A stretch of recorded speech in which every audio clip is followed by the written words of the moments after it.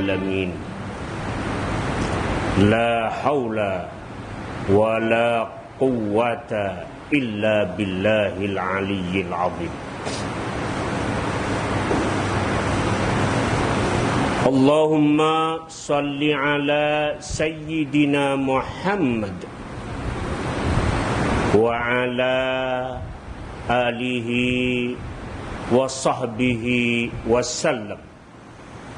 Yasin, Taha, sallallahu alaihi wasallam birahmatika ya arhamar rahim. Ayyuhal muslimun, aminu billah.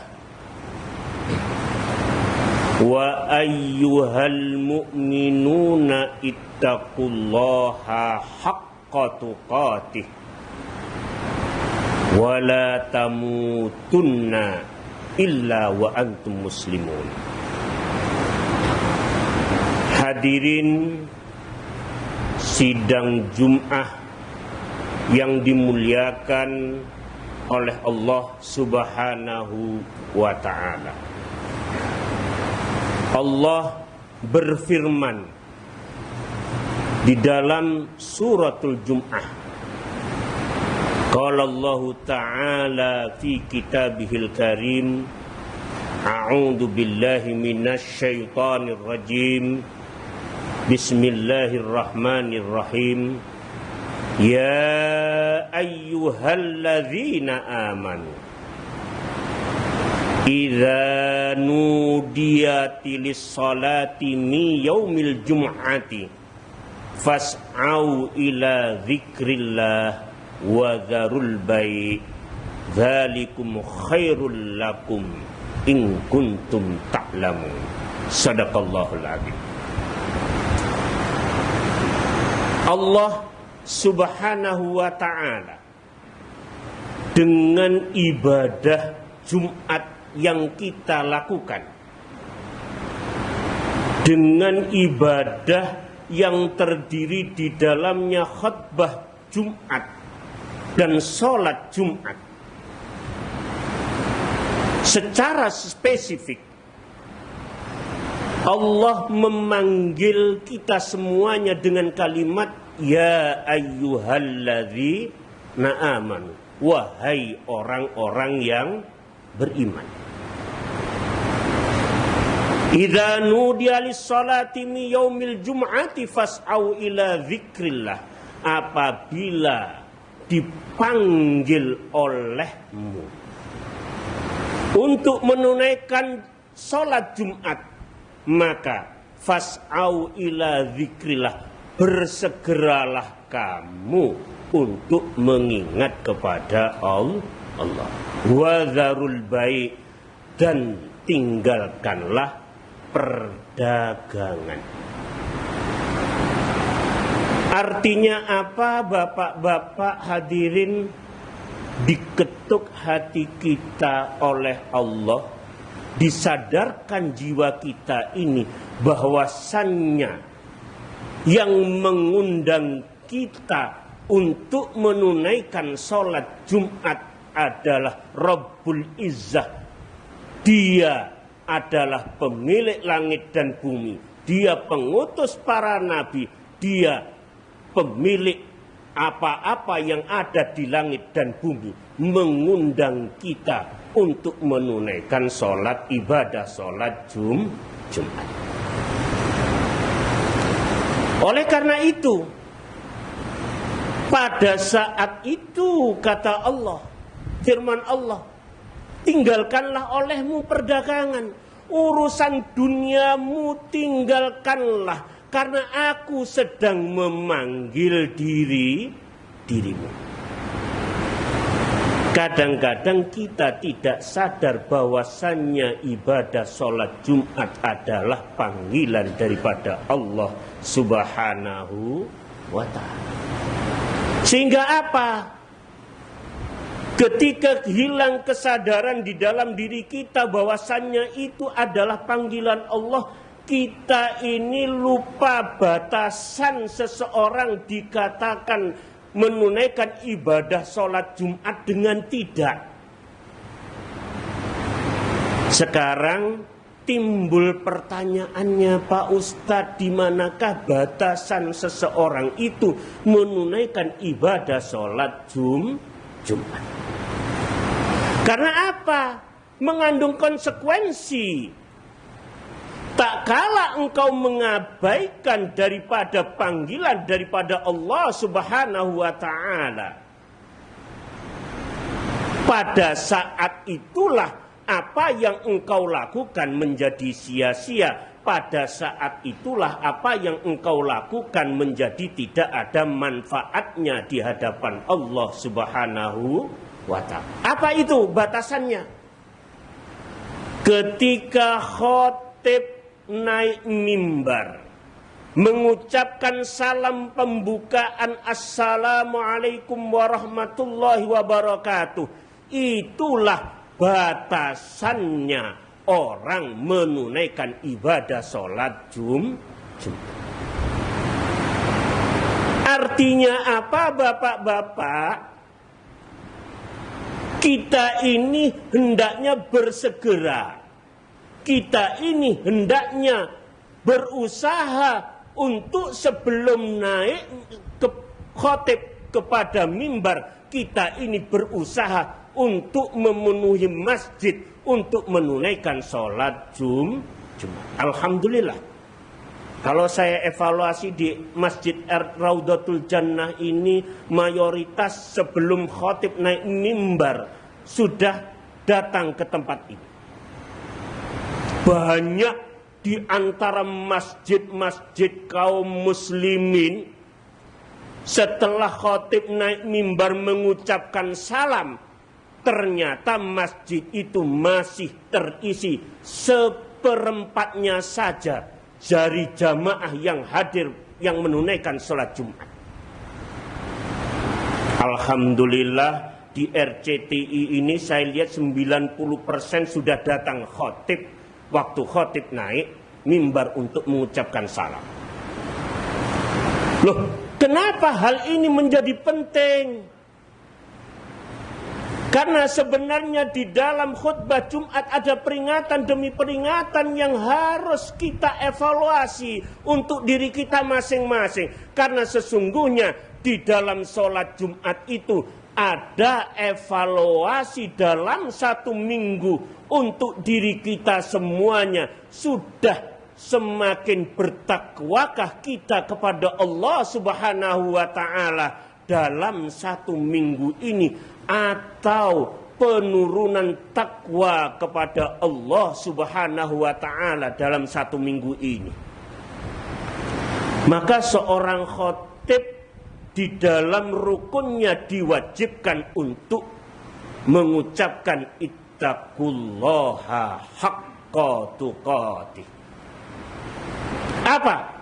Untuk mengevaluasi, untuk berkaca diri, untuk bermuhasabah sejauh mana di dalam satu minggu ini kita ini semakin bertakwa kepada Allah Subhanahu wa ta'ala, kita ini semakin mendekatkan diri kepada Allah, ataukah ternyata di dalam satu minggu ini semakin banyak maksiat yang saya lakukan yang menjauhkan saya daripada Allah Subhanahu wa ta'ala. Nah, satu, itu koreksi untuk orang yang menunaikan sholat Jumat adalah batasan seorang menunaikan sholat Jumat tak kalah khotib adalah karena kita untuk tidur. Padahal disunahkan oleh baginda Rasulullah Sallallahu Alaihi Wasallam, ansitu wasma'u wa ati'u rahimakumullah. Perhatikan, dengarkan, dan taatlah kamu dengan apa yang disampaikan khatib. Kadang-kadang yang banyak sholat Jumat itu sebagai sarana kita balas dendam untuk tidur, bukan untuk menjadikan wahana mengevaluasi diri selama satu minggu. Dan ini kebanyakan bapak-bapak. Kebanyakan yang dialami oleh umat Islam saat ini tidak memperhatikan apa yang disampaikan khatib kepadanya. Padahal itu adalah kewajiban bagi mustami'in, seorang muslim, untuk memperhatikan apa yang disampaikan khatib, kemudian menjadi taat dia. Untuk apa? Sehingga dengan 1 minggu perjalanan, 1 minggu, semakin bertakwalah dia kepada Allah Subhanahu wa ta'ala. Maka disunnahkan. Apa disunnahkan oleh baginda Rasul kepada kita? Dan ini sunnah yang jarang sekali dilakukan. Apa? Nawaitul i'tikafa lillahi ta'ala, dijadikan waktu menunaikan ibadah sholat Jumat ini adalah i'tikafmu kepada Allah Subhanahu wa ta'ala.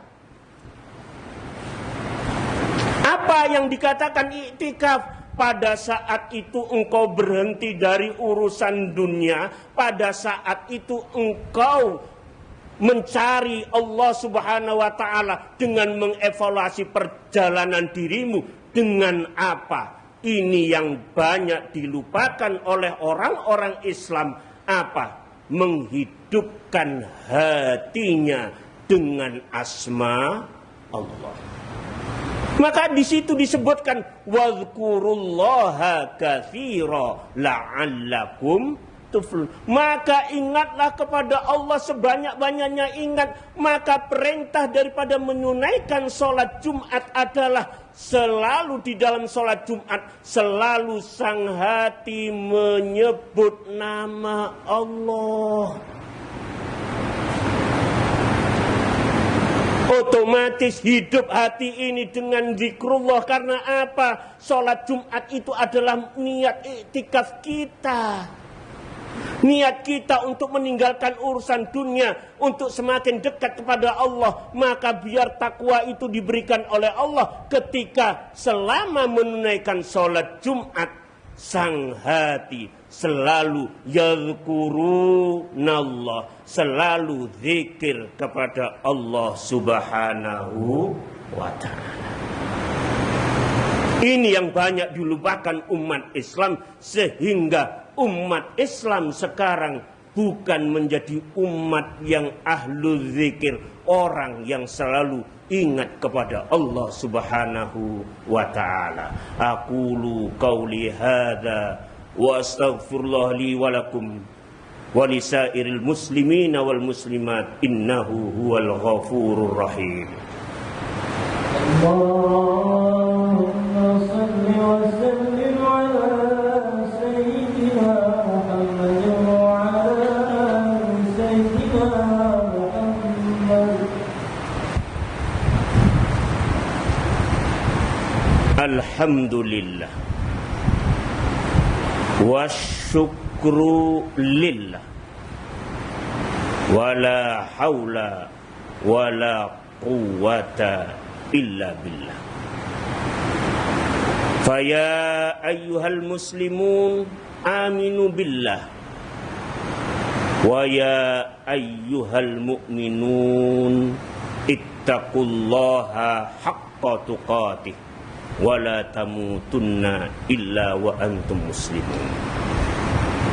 Innallaha wa malaikatahu yusalluna 'alan nabi ya ayyuhalladzina amanu sallu wa sallimu 'alaihi taslima. Allahumma salli 'ala sayyidina Muhammad wa ala ali sayyidina Muhammad.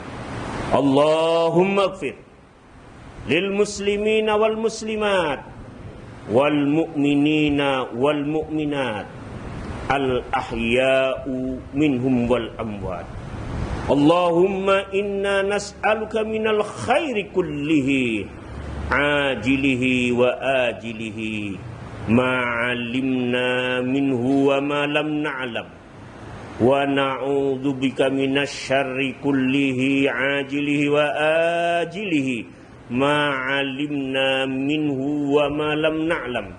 Nas'alukal jannata wa ma yuqarribuna ilaiha min qaulin wa amalin wa niyatin wa i'tiqadin.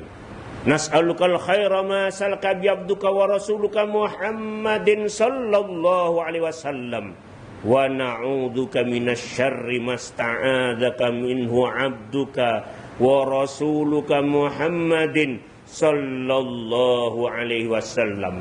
Allahumma wa ma qadaita li min amrin faj'al aqibata rusda. Allahu akbar dzul jalali wal ikram. Kun fayakun ya Allah, kun fayakun masya Allah. Binurikal hikmah, binurikal syahadah, binurikal ma'rifati, bikudratikal mu'jizati, birahmatika ya rahmar rahimin. Rabbana atina fid dunya hasanah wa fil akhirati hasanah wa qina adzabannar. Walhamdulillahi rabbil alamin. Ibadallah, innallaha ya'murukum bil 'adli wal ihsan wa ita'i dzil qurba wa yanha 'anil fakhsya'i wal munkari wal baghi ya'idukum la'allakum tadhakkarun. Aqimus shalah. Wassalamu alaikum warahmatullahi wabarakatuh.